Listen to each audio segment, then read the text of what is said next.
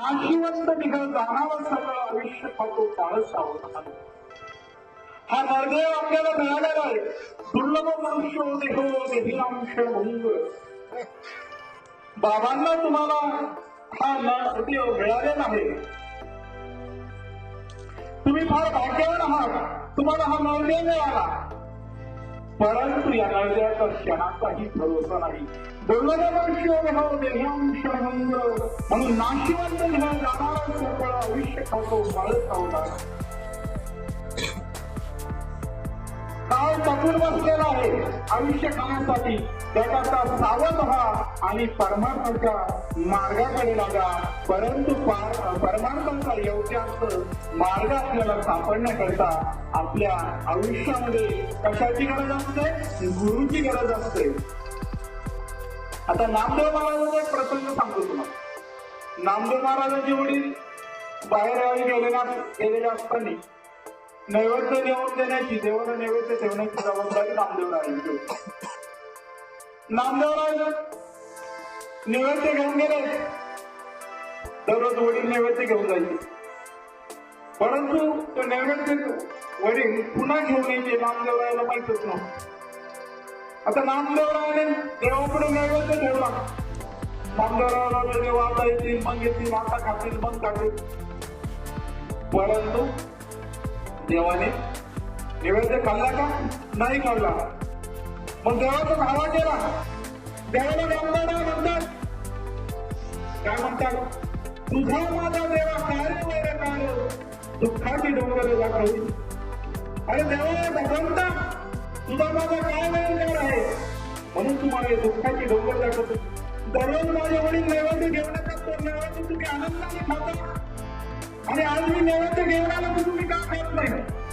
नामदेवरावाने देवाला सांगितलं, देवा जर तुम्ही हा नैवेद्य खाल्ला नाही तर आताच तुमच्या पुढे मी हा देह अर्पण करून टाकेल. देवालाही संकट पडलं आणि देवाला तो नैवेद्य खावा लागला. घरी आल्यानंतर आईने विचारलं, हो माव्या, अरे ते नैवेद्य कुठे? आणि देवाने खाल्ला. खोटं बोलू नका, सांग नैवेद्य कुठे? अगं आई खरंच देवाने खाल्ला ग. आणि आईने पुन्हा नैवेद्य घेतला. नामदेवरायाचे आई वडील देवाकडे आले आणि सांगितलं, आता देवाला खायचं सांग बरं. देव खातात का? देवाने नामदेवरायाला बोली केली होती, अरे हे फक्त आपल्या दोघांचं होती. झाकली मग 1.25 लाखाची, कोणाला सांगू नको. पण नामदेवरायाने आई वडिलांना सांगून दिलं. नामदेवराय पुन्हा देवाचे दावा करताय. काय दावा करतात? आम्ही देवा तुझी केली होती आशा, बर्वे ऋषिकेशात बोलवाले. अरे देवा, मला वाटलं तू येशील, पण तू येत नाही ना. आता मी पुन्हा जेवू देतो. देवाला घाम फुटला. देवाला यावंच लागेल. भगवंत प्रकट झालो आणि पुन्हा नैवेद्य खाल्ला. मग नामदेवरायाला वाटलं, मी जर देवासोबत जेवतो तर मग मला गुरु करायची काय आवश्यकता? देव जर माझ्या सोबत येऊन जेवतो तर मला गुरु करायची काय आवश्यकता? मग गुरु करायला पाहिजे होतं की नव्हतं? नामदेवराय करावंच लागतो. भगवान श्रीकृष्ण सर्व पृथ्वीचे चालक मालक आहे. त्यांच्या सत्तेविना झाडाचं पानही आणू शकत नाही. अशा भगवान श्रीकृष्णाला सुद्धा गुरु करावा लागला होता. मनुष्य कितीही श्रेष्ठ असला तरी माणसाला आपल्या या नरदेहामध्ये आल्यानंतर त्याला गुरु करावाच लागतो. बरोबर करायचं, माणसाला गुरु करावाच लागतो. आणि मग नामदेवरायाला विचार करला, गुरु करावा, गुरु करावा. नेमकं गुरु करावा तरी कोण? आता देवच माझ्या सोबत देऊ तर मग मला गुरु का पाहिजे? मग हलका गुरु करून जाऊ मग का? मग नामदेवरायाला स्वप्न पडलं, उद्या महादेवाच्या मंदिरात मला गुरु भेटतील. नामदेवराय महादेवाच्या मंदिरामध्ये गेले आणि मंदिरामध्ये गेल्यानंतर 20वा खेकर महादेवाच्या पिंडीवरती पाय ठेवून झोपलेले. आता नामदेवरायाला प्रश्न पडला, भगवंत माझ्या सोबत जेवतात आणि महादेवाच्या पिंडीवर पाय टाकून झोपले, हे मला प्रश्न पडला. मग त्याने पाय लावला. पाय लागल्यानंतर पाय उचलल्यानंतर पाय उचललं तर पीठ, पाय उचललं तर महादेवाची पीठ नाही. मग कळलं त्यांना 20वा खेकर आणि पटकन पाय धरले आणि शेवटी ते आपले गुरु करून घेतले. परंतु मनुष्य परमात्माने राबून निघलं पाहिजे. आता आपण शाळेत जरी गेलो, अनेक प्रकारच्या टेस्ट असतात आपल्या, की टेस्ट दिल्याशिवाय आपण परीक्षेत पुढच्या वर्गात जाण्यास पात्र होत नाही. तसं गुरु या आपल्या शिष्याची टेस्ट घेत असतात. विसर्व केंद्रात नामदेवाची परीक्षा घेण्याची ठरवलं. परीक्षा घेण्याचं ठरवल्यानंतर द्वादशीच्या दिवशी अनेक वारकरी नदीच्या कडेला पंक्ती धरून बसले. पंक्ती धरून बसलेले असताना त्याच्यात अनेक मोठमोठ्या माळेचे वारकरी होते, मोठा जन लावणारे वारकरी होते. परंतु भगवंतांनी नामदेवाची परीक्षा घेण्याचं ठरलं आणि भगवंत कोण करून घेऊन आले? कुत्र्याकडून घेऊन आले. आता ते कुत्रा आल्यानंतर जे टकुऱ्या माळे घातलेल्याने मोठा जन लावलेले माळकरी ते हातातील माळ लागले ते कुत्रा. ते कुत्र नामदेवरायाजवळ गेलं आणि नामदेवरायाजवळ गेल्यानंतर नामदेवरायाच्या पाठीची भाकरी घेऊन पळवलं. भाकरी घेऊन पळवल्यानंतर नामदेवराय काय म्हणतात, अरे थांब, पण कसे करायचं? अरे तो कोरडा घास खाऊ नको, हे तूप लावून खाय, तूप लावून खाय, तुझ्या नायकात फसणार नाही. म्हणजे अशी गुरुवरती भक्ती पाहिजे. गुरुवरती भामटा प्रेम चालत नाही. गुरुवरती मनापासून भक्ती असली पाहिजे, भामटा प्रेम करून चालत नाही. आता रामदास स्वामी आपल्याला सर्वांना माहित आहे. रामदेव स्वामीचे अनेक शिष्य होते. त्या शिष्य मंडळीची रामदास स्वामींनी काय केलं, परीक्षा घेण्याचं ठरवलं. परीक्षा घेण्याचं ठरवल्यानंतर रामदास स्वामींनी काय केलं, एक आंबा आणला. आंबा आणला मी पायाला बांधला. पायाला बांधल्याने पलंगावरती झोपून राहिले. झोपून राहिल्यानंतर पण आणला, आता आई ग, अरे बाबू, असे प्रकार का नाही लागले. करता करता अनेक शिष्य जमा झाले. काय झालं गुरु तुम्हाला, तुम्ही दररोज देवाची सेवा करता, दररोज कांगडा करता, भजन करता, तुमच्या वाट्याला असं तुम्ही पहिला मंडळ म्हणतात ना, देवाला काय रोज नाही असं काहीतरी आहे. तर मग लोक फक्त सल्ला देतात आणि प्रकारचे शिष्य सल्ला द्यायला लागले त्यांना, तुमच्या सोबत असं व्हायला होतं पाहिजे. तुम्ही दररोज देवाची पूजा करता, हे सल्ला देणारे कोणते शिष्य होते, भामट प्रेम करणार. परंतु रामदास स्वामींनी सांगितलं, तुम्ही माझे एवढे शिष्य आहात, तुमच्यापैकी या खंडाने जर या बेंडातलं सगळं दूध जोडून घेतला आपल्या तोंडामध्ये तरच मी वाचू शकतो, नाही तर आपण मी काही वाचू शकतो. असं त्याला शिष्य सांगत असते. तो पळून गेलेले शिष्य, पण एक खरा शिष्य होता. तुम्हाला स्वामी चिंता करू नका, आणि त्याने धरलं तसं बी कोणी सगळं आंबा आणला. हेच होतं की आंबा बांधलेला होता. आणि तोच शिष्य गुरुच्या परीक्षेमध्ये पास झाला. अशा प्रकारच्या अनेक परीक्षा गुरु आपल्या जीवनामध्ये घेत असतात. म्हणजे गुरुला भामटा प्रेम चालत नाही. आता माऊलीचा, ज्ञानेश्वर माऊलीचा क्रमांक सुद्धा कोणाच्या कृपेने यशस्वी झाला, गुरुच्या. दैनी प्रसादी निवृत्ती दाखवायला ज्ञानदेवा सारं सोडविलं. निवृत्तीने कोणाला ज्ञान दिलं, ज्ञानदेवाला. आणि ज्ञानदेवाला ज्ञान दिल्यानंतर ते अवघड भक्तीचा रस कोणी सोडविला, ज्ञानदेवाने. आता आपली भक्ती जागृत होती, पण तेव्हा त्यावेळेला थोडस बरस बोर झालेलं होतं. तिला एक भजन म्हणते, निवृत्ती ज्ञानदेव सोपान मुक्ताबाई, एकनाथ नामदेव तुकाराम, एकनाथ नामदेव तुकाराम, एकनाथ नामदेव तुकाराम,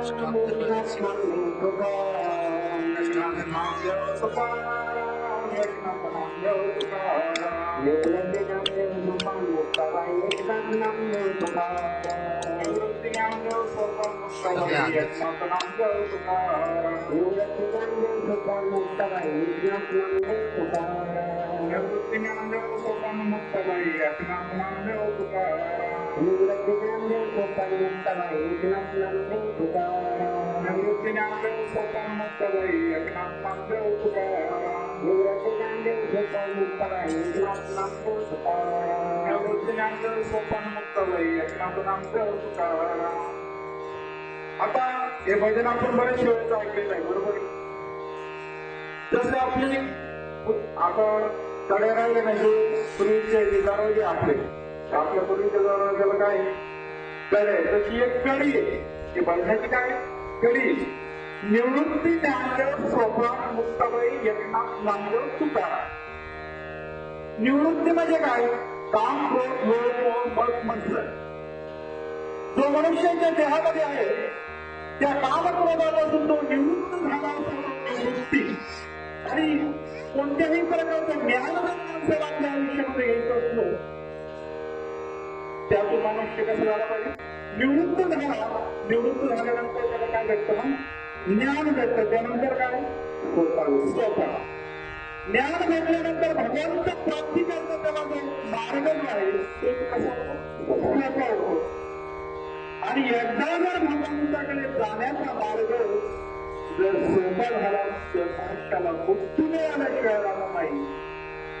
परंतु ते कोणतं नाव घ्यायचं? एकनाथ. कोणतं नाव? एकच नाव आहे. अनेक नावाच्या मागे लागू नका. एकच नाव घ्या. भगवंत संत माऊली संत एकच नाव घ्या. नानातीर्थ भ्रमचित्त नाही आम्ही परिचय. आणि तीर्थ हिंदत बसू नका. फक्त त्या भगवंताचं एकच नाव घ्या. खाईच बैसुनी करा एक चित्त आवडी अनंत आळावा. वनात तपास तीर्थाला जाण्याची तुम्हाला आवश्यकता नाही. फक्त ते एकच नाम घ्यावा. पण ते कोणतं नाव? नामदेव. नामदेवचा अर्थ काय? नाम घे देवाचे. नामदेव म्हणजे नाम कोणाचं घ्यायचं? देवाचं. तर कोणतं नाव? तुकाराम. तुकाराम. ज्यावेळेस आपण गेलं घेतले तुकाराम तुकाराम तुकाराम तुकाराम तुकाराम तुकाराम ज्यावेळेस तुकाराम तुकाराम म्हणतो त्याचं वेगळा ध्वनी प्रगट होतो. कोणता होतो? तू कहा है राम, तू कहा है राम, तू कहा है राम. म्हणजे त्या देवाचं शोध घेणारं नाव तिथे आपल्याला तयार होतं. आता बरेचसे लोक आहेत की ज्यावेळेस भगवंताची गरज पडेल त्यावेळेस नाम घेतात, बरोबर आहे की नाही? परंतु देव वेळा आहे का? तुम्हाला जेव्हा गरज पडली तेव्हा तुम्ही नाव घेणार देव येणार असं आहे का? भगवंत काय सांगतो? तू मेरे नाम में है, तू मेरे नाम में तो मैं तेरे काम में, तू तेरे काम में तो फिर मैं मेरे काम में.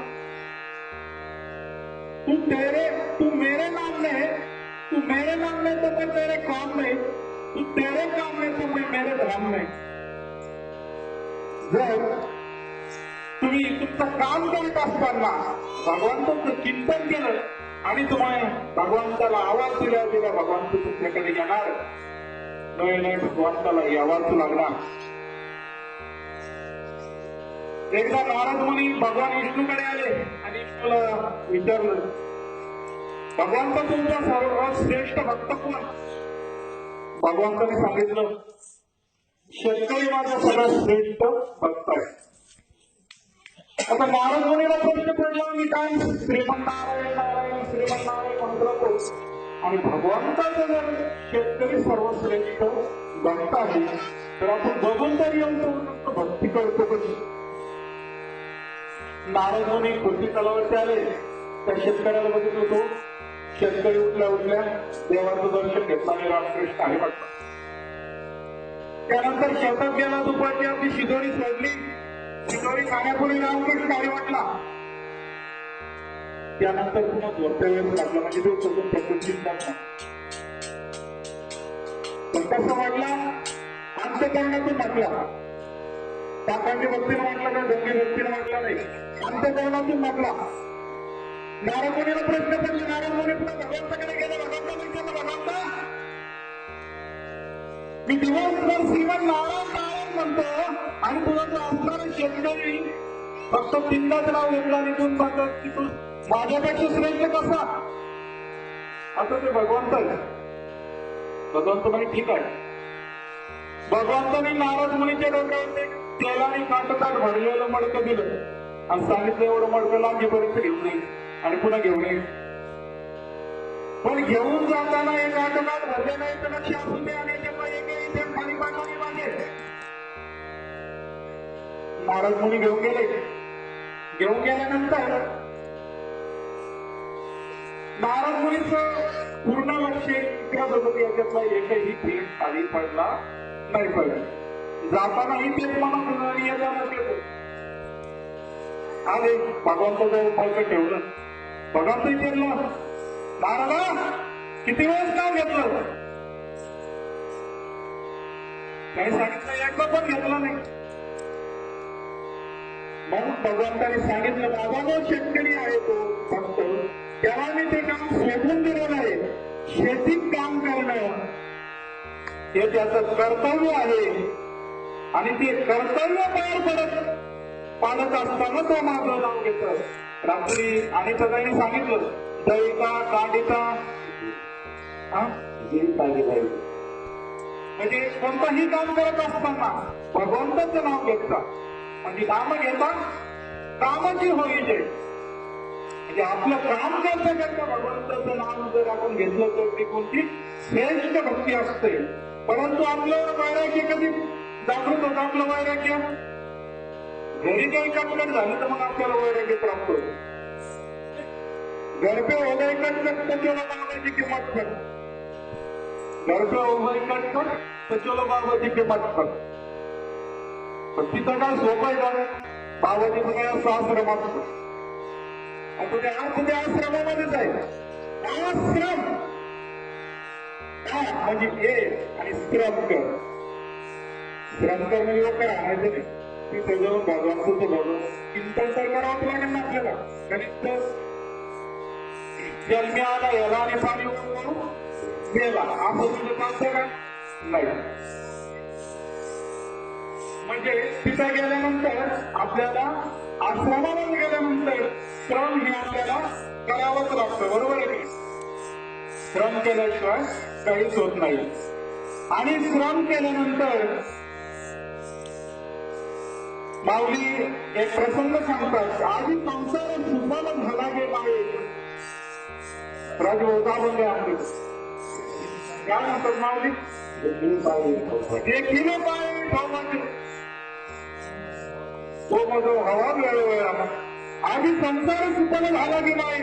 आता आम्ही जण प्रश्न करतील की माऊलींना कोणतं संसार केला? माऊलीचं लग्न झाला नाही कोणतं संसार केला होता? माऊलीचा संसार कोणता? 23 माणसं केली. हे शरीर जे आहे आपलं ते शरीर त्या शरीरामध्ये किती माणसं आहे? 23 माणसं. त्या 23 तत्वाचं आपलं हे शरीर आहे. त्यामध्ये एक जीव, दुसरा त्या जीवाला 2 बायका, एकीला 8 मुलं, एकीला 12 मुलं, 12 8 20, एक 8ला 21 आणि 2 बायका 23. असं हे 23 माणसाचं 23 तत्वाचं सुफल झालं म्हणजे सुखरूप झाला असं कोण सांगतो? माऊली सांगतो. मग कोणता संसार करायला आपल्याला? माऊलीने हा संसार केला नाही. त्या भगवंताचे पाय पाहिल्यानंतर असणारा संसार सुखल झाला. पण देवाचे पाय पाहिल्यानंतर जर संसार सुखल होतो परंतु ते देवाच संतांचे पाय धरतो. संतांचे पाय देवाच्या पायापेक्षा कसे आहे? श्रेष्ठ आहे. जिजाबाई तुकाराम महाराजांच्या भाकरी घेऊन जाता जाता जिजाबाईंच्या पायामध्ये कांटा फुटला. स्वतः भगवान मत लावले. आल्यानंतर जिजाबाईच्या पायातला काटा काढता भगवंत आपल्या तोंडातलं तुपात पुढे लावतात जिजाबाईच्या पायात लावतात आणि तेच बोट पुन्हा पुढे ठेवतात आपल्या जिभेवरती ठेवतात. म्हणजे संतांच्या पायाची धूळ कोण काढतात? म्हणजे श्रेष्ठ कोणाचे पाय? संताचे. सबसे बडा कोण? संत. एकदा असाच प्रश्न पडला होता, सबसे बडा कोण? एक म्हणे सबसे बड़ी कुर्ती. अरे कुर्ती काय की बनी होती? शेषनाग के सिर पे खड़ी. बोले शेषनाग श्रेष्ठ. शेषनाग काय का श्रेष्ठ होता? शिवजी के गले में लड़ा. शेषनाग काय का बड़ा होता? शिवजी के गले में लड़ा. बोले शिवजी बड़े. अरे शिवजी काय के बड़ा हो तो कैलाश से खड़े, बोले कैलाश बड़ा। अरे कैलाश काय का बड़ा, उसको रावण ने 10 बार उखाड़ा, बोले रावण बड़ा। अरे रावण काय का बड़ा, राम ने उसे एक ही बार में उखाड़ा। अरे रावण काय का बड़ा, राम ने उसे एक बार में उखाड़ा, बोले राम बड़े। अरे राम काय के बड़े हो तो हनुमान जी के गले में बड़े, बोले हनुमान जी बड़े। बोले हनुमान जी काय के बड़े, वो तो साधु संतों के चरणों में डरे। सगळ्यात श्रेष्ठ कोण आहे? साधू संत सगळ्यात श्रेष्ठ कोणता? जे का रंगले गांजले त्याशी म्हणूजे आपुले, तोची साधू ओळखा, तोची साधू ओळखा देव तेथेची जाणावा। जे का रंगले गांजले त्याशी म्हणूजे आपुले, जे रंगलेले आहे ते गांजलेले आहे त्यांना जो आपलं म्हणतो तो खरा साधू। पहिला त्यांनी खाण्यापिण्याची बडबड त्याला सांगितलं एवढं तुला दान करावं लागतं, तो साधू नाही। जे गांजलेले गांजले त्याशी म्हणूजे आपुले, जे रंगलेले आहे जे गांजलेले आहे त्यांना जो ओळखतो त्यांना तो मदत करतो तोच खरा साधू। जिथे 6 गुण गेले असा साधू। 6 कोणते? काम, क्रोध, लोभ, मोह, मद आणि मत्सर याचे गुण गेले तो साधू। आता आपण संतांच्या चरणाचं पाहिलं दिवाबाईचं बोलताना, आता आपण देवाचे जेवण बघू। तो मग व्हावा पांडुरंग। एकदा श्री हरी आणि रुक्मिणी माता निघालेले होते। एका वनामध्ये आल्यानंतर भगवंताच्या श्री हरी परमात्म्याच्या आणि रुक्मिणी मातेचे गप्पा चालल्या होत्या। त्यांची गप्पा वेगळ्या होत्या, आपल्यासारख्या गप्पा नव्हते। परंतु तिसरी बाई आली भगवंताला बोलली, रुक्मिणी माता रुसल्या ना, रुसल्यानंतर पुढे पळायला लागल्या। परंतु ते भगवंत आहे, त्याने काय केलं, एका झाडावरती मोळ बसलेलो फांदीला झटका दिला, झटका दिल्या माणसं उठल्या आग्या मावळ आणि रुक्मिणी मातेला बसायला लागल्या। आता पहिला प्रश्न पडत भगवंताला नाही टाकलं, आता भगवंताला बसू शकत नाही। आता सांगितलं आपण त्याच्या सत्तेने ना झाडाचं पानही हलू शकत नाही। भगवान परमात्मा आहे, विश्वास चालक मालक पण आहे, भगवान परमात्मा आहे। आणि जशी झाडाला झटका दिल्यानंतर रुक्मिणी माता पुढे आली पुन्हा भगवंताकडे आणि भगवंत सांगितलं मला माझे नसतात। भगवंत म्हणाले माझे पाय सोडले की तुला माझे नसतात। पाय सोडायचे नाही मग काय करायचं? सोमच हा पांडुरंग त्यांच्या अखंड असं त्या भगवान परमात्म्याचं चिंतन करा। एकदा नदीच्या काठी अंगावरती व्यवस्थित वस्त्र नसलेली मुलगी धुणं धुण्याकरता बसलेली, शांत स्वभाव असणारी मुलगी नदीच्या काठी बसलेली आहे। धुणं धुत असताना पाण्याचा एकही शिंपडा कोणाच्या अंगावर ओढून देत नसताना शांत स्वभावाची असणारी मुलगी बसलेली आहे। आणि तेवढ्या विश्वंभर भटाच्या पत्नी तिथे आलेल्या तिने बघितलं एवढी शांत असणारी मुलगी कोणाची, केस हिचपडलेले, गळ्यामध्ये सुंदर अशी तुळशीची माळ घातलेली होती, गोपीचंद टिळा लावलेला होता।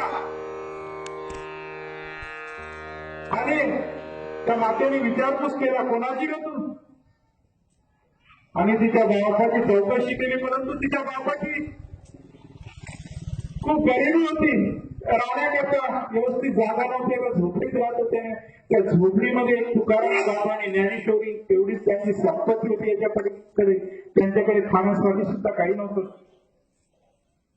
परंतु त्या मुलीचा स्वभाव बघून असणारी विश्वंभर भटाची बायको म्हणाली तुमची मुलगी मला सून म्हणून हवे। कशावर? तिच्या चारित्र्यावर।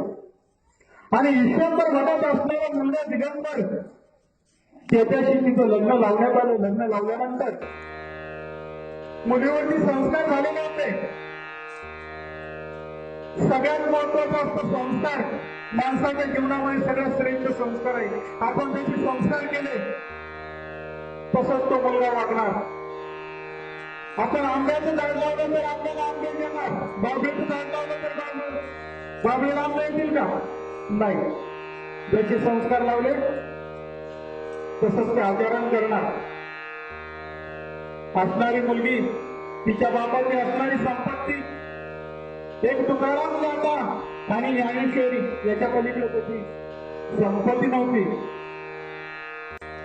एवढी संपत्ती होती, परंतु सगळ्यात मोठी संपत्ती कोणती? ती संस्काराची संपत्ती. आणि ते संस्कार बघून ईश्वराच्या बाजूला वाटलं ही आपल्याला सूट करून घ्यावी. सूट करून त्यांनी लग्न झालं. असणारी मुलगी सासऱ्याला बापा समान मानित होती, आईला सासूला आई समान मानित होती. सकाळ संध्याकाळ त्यांचं दर्शन घ्यायची, असा सुखाचा संसार चालू होता. सुखाचा संसार चालू असताना अखंड चिंता विठोबाची अखंड असं भगवंताचं नामस्मरण चालू होतं. अशा प्रकारचं नामस्मरण चालू असताना एक शेजारी नाली बसली. ईश्वराच्या बाजूला सांगितलं चहा घेऊन जा. ठीक आहे, चहा घेऊन जाते म्हणे. आणि बसल्यानंतर ती म्हणाली, योगा बनवशील, तुमचे माझे संबंध खूप चांगले, तुम्हाला एक सांगायचंय, परंतु तुम्हाला राग येईल नाही, त्याच्यापेक्षा सांगितलेलं नको. सांगायचं नाही पाणी कसं सांगायचं म्हणून पाणी कशाला. ती म्हणली सांग सांग नको होतं. सांगितल्यानंतर कसं आपल्याला कोण गावाला लावल्याशिवाय आपल्याला कोणी गावाला लावल्याशिवाय सांगितलं, तुमची जी सूर आहे ना, ती सतत विठोबाचं नाव घेते नाही. आता विठोबाचं चिंतन बरोबर तुमच्या दोन अश्विना मारी. ती म्हणजे खबरदार, माझ्या सूर्याबद्दल जर अशी बोलली तर माझी सून माझ्या मुलीसारखी आहे. जरा सकाळ संध्याकाळ माझं दर्शन घेते, माझं पूजन करते, आणि खबरदार माझ्या सूर्याबद्दल जर असं काय बोलली तर म्हणे म्हटलं तुम्हाला राग येईल म्हणूनच सांगत मग आली कशाला. पण शेजारी पण सांगायला पटायचं असतं. पुन्हा पटवून सांगितल्यानंतर थोडं सासूबाईला पण खरं पडलं. सून शेजारी आग लावून निघून गेल्यानंतर असणारी तिची सून तांब्या घेऊन आली सासूबाई करता. एक तांब्या म्हणून पाणी घेऊन आल्यानंतर समोर सुनेला बघून सासूच्या मनामध्ये क्रोध निर्माण झाला. आल्यासाठी सुनेच्या खारकन गाणं मागं मारले आणि गाणं मागं मारल्यानंतर सांगितलं, खबरदार यानंतर त्या इंग्लंडचं नाव घेतलं तर. प्रश्न पडला. ती म्हणजे आत्याबाई, वाटलंच मला एक नावाची भाकरी द्या, सकाळच्या माझ्या संध्याकाळी द्या, परंतु मला त्या विठोबाचं नाव घेण्यापासून मला ठेवलंय. परंतु तिने सांगितलं, खबरदार त्या विठोबाचं नाव घ्यायचं नाही. आणि सांगितलं, जर तुमच्या आणि माझ्या प्रेमामध्ये अंतर पडत असेल तर मी त्या देवाचं नाव घेणार नाही. परंतु एकदा सवय लागल्यानंतर जाते का नाही.